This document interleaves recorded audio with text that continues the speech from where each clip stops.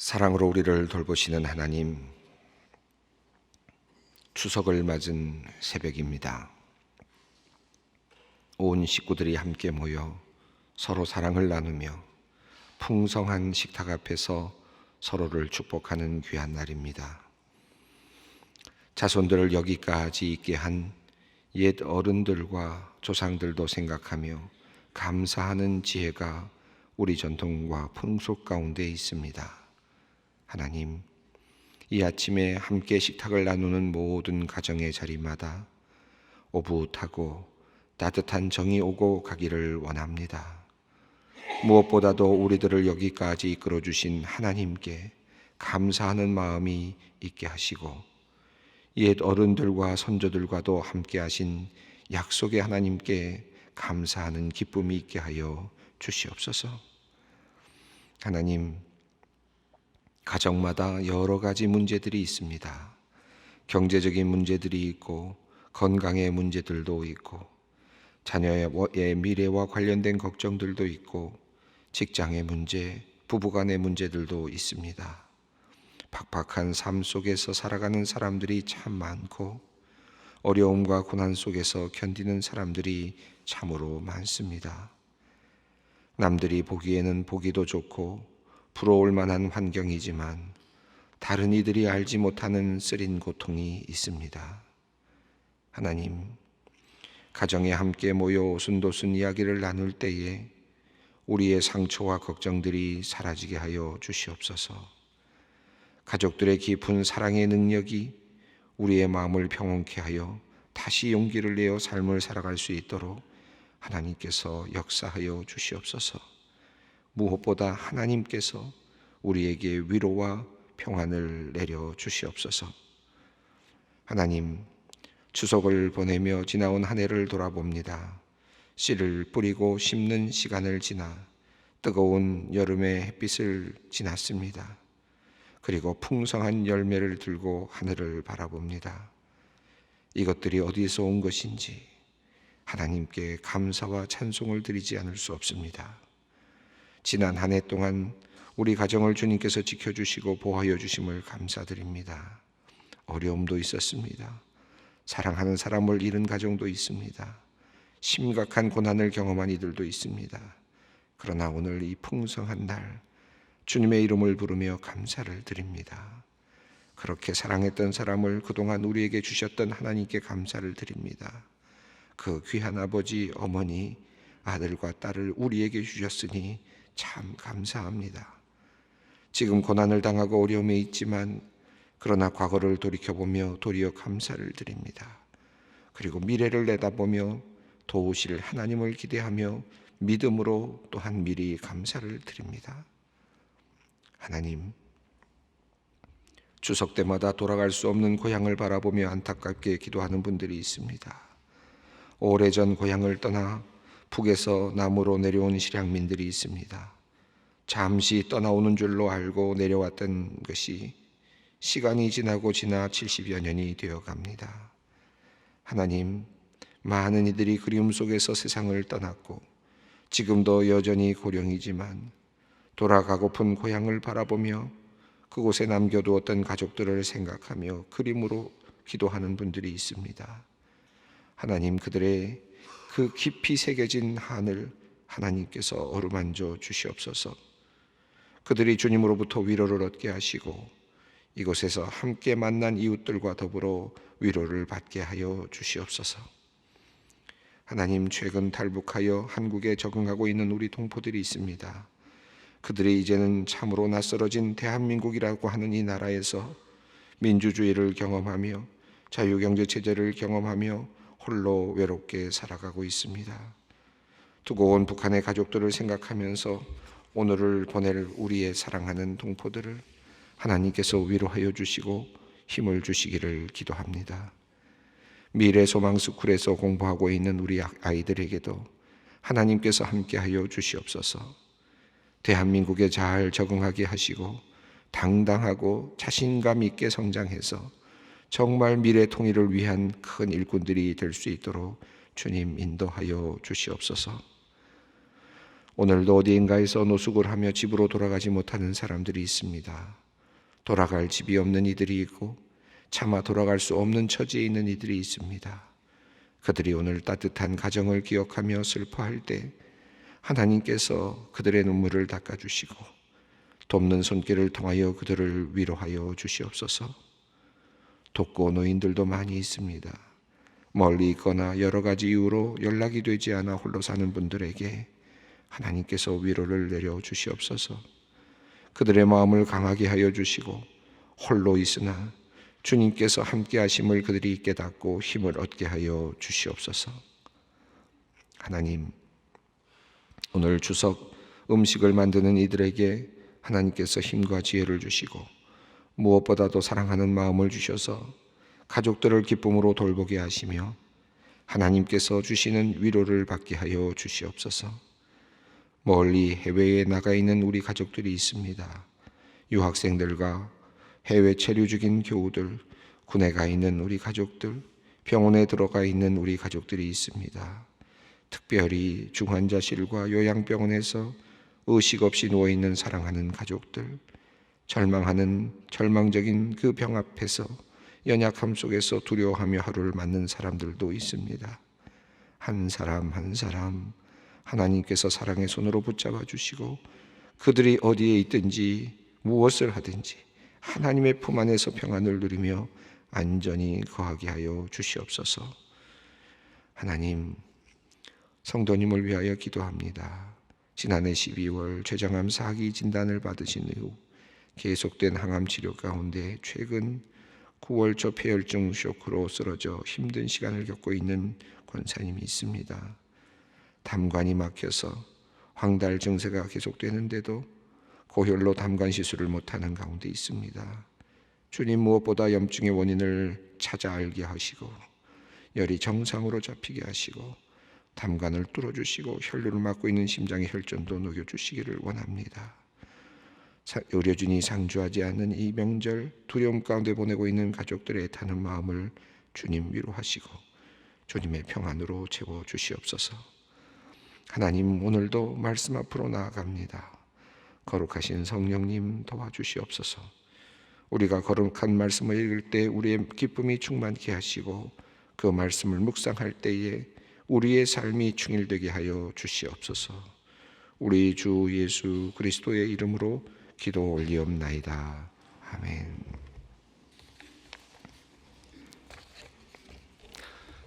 오늘 하나님의 말씀은 출애굽기 25장 23절로 30절 말씀입니다.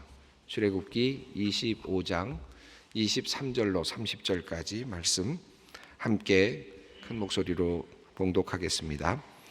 너는 조각목으로 상을 만들되 길이는 2규빗, 너비는 1규빗, 높이는 1규빗 반이 되게 하고 순금으로 싸고 주위에 금테를 두르고 그 위에 손바닥만한 멀기만 턱을 만들고 그 턱 주위에 금으로 테를 만들고 그것을 위하여 금고리 넷을 만들어 그 네 발 위 네 모퉁이에 달되 턱 곁에 붙이라. 이는 상을 맬 채를 맬 곳이며 또 조각목으로 그 채를 만들고 금으로 싸라. 상을 이것으로 맬 것이니라. 너는 대접과 숟가락과 병과 붓는 잔을 만들되 순금으로 만들며 상 위에 진설병을 두어 항상 내 앞에 있게 할지니라. 아멘. 이제 계속 우리가 읽어나가는 이 내용들을 보면 반복되는 것도 많이 있고 또 한편으로는 우리가 알 수 없는 여러 가지 하나님의 어떤 명령, 언뜻 보면 이게 무슨 말일까 생각되는 그런 내용들이 상당히 많이 있습니다. 하나하나 모든 것을 다 알려고 하기보다는 전체적인 그림을 보면서 생각하고 또 묵상하고 하는 것이 매우 중요하다고 말씀을 드렸습니다. 오늘 23절부터 30절까지 말씀은 떡상, 진설병상을 만들라라는 그 내용입니다. 우리 앞서 우리 보았던 내용은 법궤, 언약궤 혹은 증거궤라고 불리우는 바로 그 법궤 만드는 내용을 우리가 보았습니다. 우리가 조금 후에 조금 함께 연결해서 뒤 앞부분을 다시 좀 보려고 합니다만은, 그리고 지금 오늘 이어지는 말씀은 진설병 떡상을 만들어 놓으라는 내용입니다. 어떻게 만들 것인가 하는 것이 오늘 23절부터 30절까지 나타납니다. 비슷한 내용들도 꽤 있습니다. 23절을 먼저 한번 읽어보겠습니다. 너는 조각목으로 상을 만들되 길이는 2규빗, 너비는 1규빗, 높이는 1규빗 반이 되게 하고, 조각목으로 상을 만들라라고 했습니다. 오늘 지난 시간에 보았던 증거궤도 조각목으로 만들고, 앞으로도 계속해서 조각목이 계속 많이 사용됩니다. 조각목을 사용하라라는 말을 가지고 어떤 분이 해석하기를 조각목이니까 나무들을 조각조각 모아서 붙인 그런 나무를 만들어야 된다라고 해서 아주 멋지게 그렇게 해석을 했다고 하는 분이 계십니다. 그래서 모든 나무들이 함께 모여서 조각조각 모여야 하나님께서 좋아하신다, 이렇게 해석을 했다고 하는데, 조각목 우리나라 말로 이해하면 그렇게 이해할 수도 있겠습니다만은, 여기서 말하는 이 조각목은 아카시아 나무를 의미하는 것이니까 사실 정확하게는 원어적으로는 그런 뜻은 아니고 그저 그 나무, 어떤 나무 하나를 지금 선택한 것이죠. 그래서 아카시아 나무 계열의 그 아카시아 계열의 나무를 그 당시에 중동 지역에 많이 퍼져 있는 나무입니다. 가벼워서 좋고 또 한편으로는 많이 펼쳐져 있기 때문에 어디서든지 구할 수 있어서 좋은 나무가 바로 아카시아 나무라고 합니다. 우리 큐티 책에도 우리 소망 말씀 나눔에도 그런 내용이 들어 있습니다만은 이 조각목은 그다지 귀한 나무는 아닙니다. 사실 그거보다 훨씬 귀한 나무들이 있죠. 성전을 지을 때, 솔로몬의 성전을 지을 때 보시면은 백향목이라든지 뭐 그런 내용들이 나오죠. 상수리 나무라든지 좋은 나무들이 많이 있습니다. 그 좋은 나무를 사용하는 것이 훨씬 더 뭐랄까요, 값져 보이고 좋을 것 같지 않습니까? 그런데 하나님께서는 지금 하나님의 그 성막에 관련된 내용물들을 만드실 때 아주 많이 펼쳐져 있는, 많이 구할 수 있는, 어디서든지 구할 수 있는 조각목으로 하라라고 하는 말씀을 하고 있습니다. 조각목, 백향목, 상수리나무, 뭐 그 외에 많은 좋은 나무들이 있을 겁니다. 그런데 전에도 말씀드렸습니다. 그것은 그저 인간의 어떤 모습이고, 또 더 나아가서는 우리 인간 세상에서 얼마든지 얻을 수 있는 것이고, 또 그리스도로 말하면 뭐 인성으로 보기도 하고, 어쨌든 세상적인 것. 근데 그 위에 무엇이 덮여집니까? 금으로 덮여지거든요. 금을 덮어서 이 세상에서는 최고의 것으로 표현하는 것입니다만은 표현할 것이 없기 때문에 금으로 포장을 하는 것이죠. 이 세상의 것으로 최고의 가치가 있는 것을 표현하기 위해서 순금으로 덮습니다. 그러나 이것은 의미하는 바는 금이 아니라 금을 넘어서는 이 세상이 담을 수 없는 하나님의 것, 하나님의 세상, 하나님의 세상을 표현하기 위해서 이제 금으로 덮은 것이잖아요. 그러니까 하나는 하나님으로부터 오는 것, 하나는 이 세상에서부터 오는 것, 이 두 가지가 함께 어우러지면서 이 땅에서 하나님의 계심, 하나님의 어떤 존재를 표현해내는 것이다 라고 볼 수 있을 것 같습니다. 그러니까 재료는 이 땅에서 오는 것이고, 그러나 그 속성은 하나님으로부터 오는 그런 것이 증거궤이고 또 진설병상이고 또 모든 하나님의 성스러운 그런 기구들이다라고 볼 수 있겠습니다. 그런 의미에서 조각목을 하나님께서 사용하라고 말씀하신 것이거든요. 이런 생각을 해봅니다. 인간 것에서 가져온 것 중에서 아무것 하나, 그 다음에 하나님 편에서 내려오는 하나님의 것을 표현하는 어떤 의미 있는 어떤 것 하나를 우리가 선정한다고 했을 때, 인간 편에서 가져온 것이 인간에서 최고 가져오는 것이 의미가 있겠습니까? 결국은 덮어야 되는데, 그렇지 않겠습니까?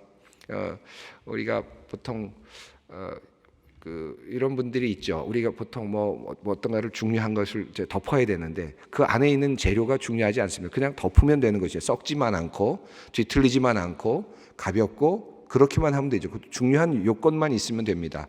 그것만 있으면 그 위에 뭔가를 덮으면 안에 무엇이 들어있는지는 알 수가 없죠. 그냥 이미 하나님의 것으로 또는 금으로 포장이 되는 것과 같지 않습니까?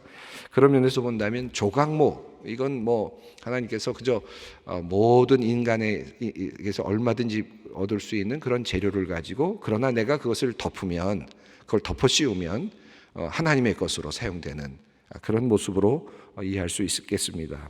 조각목으로 상을 만들되 길이는 2규빗, 너비는 1규빗, 높이는 1규빗 반이 되게 하고. 치수에 너무 연연할 필요는 없습니다. 그러나 여기서는 2규빗, 1규빗 되어 있으니까 0.5는 아니네요. 그죠? 그러니까 2규빗, 1규빗. 그러니까 모양이 아주 가장 예쁘게 나올 것 같아요. 직사각형이 되면서 보기에 좋을 것 같습니다. 높이는 1규빗 반입니다. 이 1규빗 반이라는 말씀은 뭐와 똑같은 높이가 되는 것이냐 하면 법궤의 높이와 똑같은 높이가 되죠. 그러니까 법궤와 진설병상의 높이는 같습니다. 높이는 똑같이 하되 크기는 조금 작게 해서, 왜 그러느냐 하면 그 앞에 법궤 바로 앞에 진설병상을 놓게 되겠죠. 그러면 시각적으로 보면 그런 아주 균형 잡힌, 그리고도 또 동등한 그 의미를 볼 수 있을 것 같습니다. 앞에는 조금 더 작은 것이 놓여 있고 뒤에는 조금 더 큰 것이 놓여 있어서 멀리서 볼 때 뭐 사람들이 볼 수 있는 건 아니지만 훨씬 더 균형이 잡히고, 높이는 뒤에 있는 것과 앞에 있는 것이 동등함을 가리키고 있는 그런 형태를 갖도록 지금 하나님께서 디자인을 하고 계십니다. 24절부터의 내용은 거의 비슷한데요. 한번 읽어보겠습니다. 순금으로 싸고 주위에 금테를 두르고. 자, 25절. 그 주위에 손바닥 넓이만한 턱을 만들고 그 턱 주위에 금으로 테를 만들고. 자, 우선 큰 조각 상을 만들었는데 상의 크기가 나왔고요, 상의 높이까지 나왔습니다. 그리고 그 모든 것들을 순금으로 싸고 그 주위 모서리들은 또 테를 금으로 두르라는 것이었고, 25절에는 손바닥만한 턱을 만들라는 말은 어떤 뜻입니까? 모서리에 마치 벽처럼 이렇게 올라선 이런 손바닥 정도의 높이를 전체적으로 이렇게 테두리를 만들어서 이렇게 높이 있게 쌓으라는 뜻이죠. 손바닥만한 넓이만한 턱을 만들고 그 턱의 주위에 금으로 테를 만들라라고 되어 있습니다. 자, 그리고 26절을 읽어봅니다. 그것을 위하여 금고리 넷을 만들어 그 네 발 위에 네 모퉁이에 달되. 금고리 넷을 만들라라고 했습니다. 이건 우리 증거교회에서도 보았던 내용입니다. 금고리 넷을 만들어서 왜 그 고리를 만듭니까? 뒤에 나옵니다만 27절 보겠습니다. 턱 곁에 붙이라. 이는 상을 맬 채를 꿰을 곳이며. 자, 그 다음에 28절입니다. 또 조각목으로 그 채를 만들고 금으로 싸라. 상을 이것으로 맬 것이니라. 자, 고리를 만들어서 4개의 고리를 만들어서 달고 거기에 금으로 싸고, 그 다음에 채를 만들라는 것은 폴입니다. 이렇게 큰 대죠. 그래서 그 대를 또 금으로 싸서 만들어서 그것을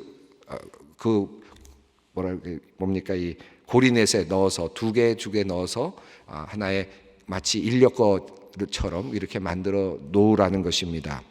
26절, 27절, 28절을 전체적으로 보았을 때 앞에 있는 그 증거궤와 맥을 똑같이 하고 있습니다. 고리를 만들고 그 다음에 고리에 큰 채를 넣어서 넣어두도록 하는 것입니다. 이렇게 하는 이유가 있습니다. 증거궤도 마찬가지고 또 진설병상도 마찬가지인데, 이렇게 하는 이유는 무엇입니까? 언제든지 그걸 들고 갈 수 있도록 한 것입니다. 그러니까 마치 제가 인력거라는 말씀도, 인력거 정확하게 제가 인력거를 본 적이 별로 없어서 그게 맞는지 모르겠습니다. 이렇게 짐꾼들이 이렇게 메고 가는 거 있지 않습니까? 옛날에는 그 화장실 이렇게 푸는 분들이 그런 걸 이렇게 메고 다녔는데, 그런 것처럼 긴 막대기처럼 된 거를 그 증거궤를 서로 이렇게 꼽아 놓으면 양쪽에서 2사람이 들고 또 한쪽에서 또 2사람이 들면 4사람이 들 수가 있겠죠. 이런 식으로 들 수 있습니다. 들고 이제 마치 이렇게 표현하면 좋겠군요. 우리 옛날에 가마를 생각하시면 좋겠어요. 가마 같은 거 이렇게 끌고 가지 않습니까? 근데 가마는 들고 가지만 이렇게 메고 가는 형식으로 들고 갈 수 있도록 되어 있는 형태입니다. 증거궤도 마찬가지고 지금 진설병상도 마찬가지입니다. 근데 그것을 꼽힌 채로, 그 대가 꼽혀 있는 채로 놔두라는 것입니다. 이게 어떤 상징성이 있을까요? 여러분, 그걸 볼 때 어떤 느낌이 드실 것 같습니까? 그걸 보는 순간 천막이 있고요, 회막이 있고, 회막에 들어가는데 언제든지 들고 뛸 수 있는 그런 그 채가 그대로 나와 있습니다. 보통 제 생각이라면 제가 만약에 디자인한다면 그렇게 나와 있는 게 별로 보기가 좋을 것 같지 않아요. 차라리 그걸 빼놓고 정중하게 궤와 상을 놔두고 그 다음에 그냥 있다가 혹시 움직이게 될 때 그걸 꼽아서 그 대를 꼽아서 들고 움직이면 되지 않겠습니까? 그게 훨씬 더 보기 좋을 것 같아요. 그런데 그것을 꼽아서 둔 채로 두라는 겁니다. 그럼 그 무슨 말씀입니까? 언제든지 움직일 수 있는 의미이고, 그리고 움직임이라고 하는 동선이 그 안에서 보이죠. 그 자체가 움직이는 거구나. 이거는 이게 느낌이 오죠. 하나님께서 그걸 보여주고 싶으신 것 같아요. 이건 움직이는 거다. 고정된 게 아니다. 언제든지 우리는 움직인다. 내가 가는 곳마다 너희들은 따라오고, 너희가 가는 곳마다 나는 함께 간다. 너희가 나를 들고 가면 나도 함께 간다. 함께 간다라고 하는 하나님의 그 의미, 하나님의 뜻, 그것을 아주 명료하게 보여주시기 위한 것이 증거궤와 그리고 지금 진설병 떡상에 함께 나타나고 있습니다. 그러니까 움직일 수 있는 그것을 항상 보일 수 있도록 만들어 놓으라는 것입니다. 함께 우리와 함께 하시겠다고 하는 하나님의 의지를 보다 더 분명하게 말씀하고 계십니다. 29절과 30절 읽어보겠습니다.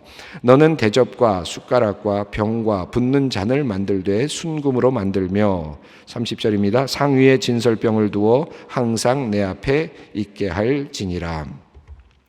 대접과 숟가락과 병과 붓는 잔을 만들 때 순금으로 만들고 진설병을 두어 항상 내 앞에 있게 할지니라. 이제 앞으로 다른 부분에서 보다 더 진설병상을 놓는 방식, 덮개 3개의 덮개, 청색 보자기, 그다음에 홍색, 그다음에 해달에 가죽으로 덮는 거, 뭐 이런 내용들이 이제 나옵니다만은 오늘 본문 속에서 이제 그런 내용이 안 나옵니다. 떡을 또 몇 개를 놓는지, 12개를 두 줄로 이렇게 놓는다든지, 이런 것들이 6개씩 놓는다든지, 이런 내용들은 오늘은 나와 있지는 않습니다. 그죠? 전체적으로는 떡상을 마련한다라는 것이고, 그것이 언제든지 움직일 수 있도록 디자인되어 있다라는 것입니다. 이 모습을 보시면 한번 이제 그림을 그려 보시죠, 여러분이. 뒤에는 지금 법궤가 있고, 그 다음에 앞에는 지금 들어가는 쪽에서 본다면 앞에는 지금 진설병이 놓여 있는, 떡이 놓여 있는 상이 있다. 우리 어제 읽었던 말씀을 보시면 여기 22절 한번 볼까요? 23절 이어지기 전에 22절을 보시면, 거기서 내가 너와 만나고 속죄소 위 곧 증거궤 위에 있는 두 그룹 사이에서 내가 이스라엘 자손을 위하여 내게 명령할 모든 일을 내게 이르리라 라고 하셨습니다. 속죄소라고 번역이 되었는데 제가 속죄소라는 말을 명료하게 하기는 어렵다라고 했습니다. 잘못된 번역이라고 제가 말씀을 어저께 드린 것 같은데 그렇게까지 말하기는 어려울 것 같고요. 왜냐하면 속죄소라는 말의 뜻은 덮는다라는 표현입니다. 덮개, 그런 뜻입니다. 덮는다. 근데 덮는다는 것은 우리의 죄를 하나님께서 덮으시니까, 덮으셔서 죄를 덮어내시기 때문에 그런 의미에서 속죄소라는 말로 번역을 우리가 한 것이죠. 그래서 덮어주시는 은혜, 그런 의미에서 속죄소라는 말을 썼습니다. 자, 그런데 22절에 보면 내가 거기서 법궤에서, 증거궤에서 내가 너와 만나고 너에게 무슨 일을 할지를 내가 가르쳐 주겠다, 말씀해 주겠다라고 하는 그 내용이 증거궤 앞에 쓰여 있습니다. 증거궤, 그 다음에 언약궤, 그리고 법궤라고 불려지죠. 우리 말로. 증거궤는 어떤 의미가 있습니까? 하나님께서 함께 하신 증거가 그 안에 있다라는 의미로 이해할 수 있겠습니다. 그 안에는 만나가 들어있죠. 만나는 어떤 의미입니까? 하나님께서 함께 하신 증거죠. 40년 동안이나 먹여주신 그 하나님의 은혜 증거죠. 그 증거가 그 안에 들어있으니까 증거궤라 이렇게 표현할 수 있습니다. 아론의 쌍난 지팡이도 마찬가지죠. 네가 무슨 지도권이 있느냐, 너에게 무슨 특별함이 있느냐라고 했을 때 아론의 그 지팡이에서만 싹이 나게 하셔서 하나님께서 분명한 지도권을 증거로 보여주셨거든요. 아론의 쌍난 지팡이도 증거에 관련되죠. 그러니까 이 두 가지가 다 또 증거라고 할 수 있습니다. 또 하나는 하나님께서 주신 돌로 만든 율법이 쓰여 있던 것이 증거판이 들어가도록 되어 있습니다. 이것은 하나님께서 어떻게 살 것인가를 알려주시는 율법이었죠. 그래서 법궤이죠. 법궤. 율법을 주셨기 때문에 법궤라고도 표현할 수 있습니다. 또 언약궤라고도 표현합니다. 이유는 이스라엘 백성과 하나님이 함께 그 법을 놓고 율법을 놓고 약속했기 때문에 너희가 이렇게 지키면 내가 너희와 함께 하겠다라고 하는 율법 앞에서 언약을 맺었기 때문에 그런 의미에서 또 언약궤라고도 표현할 수 있겠습니다. 그러니까 증거궤, 언약궤, 법궤 다 결국은 하나님께서 인도하시고 하나님께서 이끌어 가시고 하나님께서 말씀하시고 그 말씀을 따라서 우리는 살아가는 그런 의미가 있겠습니다. 그것이 뒤에 놓여져 있죠. 말씀하시는 하나님이죠. 그래서 내가 너에게 명령한 모든 일을 너에게 이루겠다, 말하겠다라고 하는 말씀이 바로 그것입니다. 그러니까 말씀하시는 하나님이 이제 앞에 있습니다. 법궤라고 하는 의미는 말씀하시고 인도하시는 하나님, 그런 의미가 덮으시고 죄를 덮으시고 이 모든 내용들이 바로 이 법궤 아래 있죠. 자, 그런데 오늘 읽은 이 내용을 진설병상은 그 앞에 놓여져 있습니다. 무엇이 있습니까? 떡이 있습니다. 이 떡은 물론 하나님께 드리는 떡으로 이렇게 놓여져 있습니다만 하나님께서 그걸 받으시고 잡수시기 위해서 떡을 놓으셨을까요? 하나님이 그거 드십니까? 하나님께서 그걸 드시기 위해서 놓으셨습니까? 그건 무슨 의미입니까? 떡으로 먹이실 하나님, 우리를 먹이시는 하나님의 또 다른 의미가 그 안에 있습니다. 양식으로 오시는 하나님, 나중에 생명의 떡으로 오시는 하나님, 그 의미가 있는 것이죠. 그래서 앞에 떡상이 놓여져 있습니다. 여기서는 먹이시는 하나님의 의미가 더 강하게 나타나고 있습니다. 우리가 먹이는 하나님께 드리는 것 같지만 실제는 하나님이 우리에게 주시는 상입니다. 차려주시는 상, 그 상이 우리 앞에 있는 것이죠. 하나는 먹이시는 것이, 하나는 말씀하시는 하나님. 여러분, 우리 교회에서 매우 중요한 두 개의 축이 있습니다. 교회 예배에서 매우 중요한 두 개의 축이 있는데 첫 번째 축은 말씀이죠. 말씀이라고 하는 것이, 또 하나는 뭡니까? 성찬, 성례전입니다. 이 두 개의 축이 매우 중요한 우리 하나님께서 우리에게 다가오시는 축입니다. 그래서 하나는 말씀으로, 하나는 성례전으로 다가오시는데 이 상을 보시면 뒤에는 말씀하시는 하나님, 앞에는 성찬을 베푸시고 다가오시고 먹이시는 하나님, 이 두 개의 이미지가 이 성막 안에 이미 나타나고 있습니다. 그래서 이 먹이시는 하나님, 그래서 상위의 진설병을 두어 항상 내 앞에 있게 하시니라 하는 이 말씀을 보면서 우리가 지금 옛날 아주 오래된 구약의 성막을 디자인하시는 하나님의 그 디자인 속에서 우리에게 지금 주신 말씀과 성찬이라고 하는 큰 축복의 그 길이 이미 그때부터 하나님께서 디자인하고 계시는구나 하는 것을 이 흐름 속에서, 성막의 흐름 속에서 깨달아 알 수 있습니다. 오늘은 추석이라서 여러분이 이제 집으로 돌아가셔서 상을 차리시고 함께 만들어 드시지 않겠습니까? 음식들을 만들어 드실 텐데 그 생명의 그 자리가, 그 식탁이 친교의 자리일 뿐만 아니라 먹는다는 것은 어떤 의미에서는 생명을 나누는 것 아니겠습니까? 생명을 이어가는 것인데 그 생명의 식탁, 그 식탁이 하나님께서 우리에게 주신 또 다른 식탁이기도 합니다. 그런 의미에서 여러분 오늘 식사하실 때 그 식탁 위에서 함께 기뻐하고 또 감사하면서 화목한 아름다운 하나님의 축복을 누릴 수 있는 그런 귀한 시간을 가지셨으면 좋겠습니다. 오늘 진설병상, 오늘 함께 우리 말씀으로 나눴고 그리고 여러분의 가정에서 또 아름다운 식탁을 나누실 수 있기를 바랍니다. 함께 기도의 자리로 나아가겠습니다. 하늘에 계신 우리 아버지, 아버지의 이름을 거룩하게 하시며 아버지의 나라가 오게 하시며 아버지의 뜻이 하늘에서와 같이 땅에서도 이루어지게 하소서. 오늘 우리에게 일용할 양식을 주시고 우리가 우리에게 잘못한 사람을 용서하여 준 것 같이 우리 죄를 용서하여 주시고 우리를 시험에 빠지지 않게 하시고 악에서 구하소서. 나라와 권능과 영광이 영원히 아버지의 것입니다. 아멘.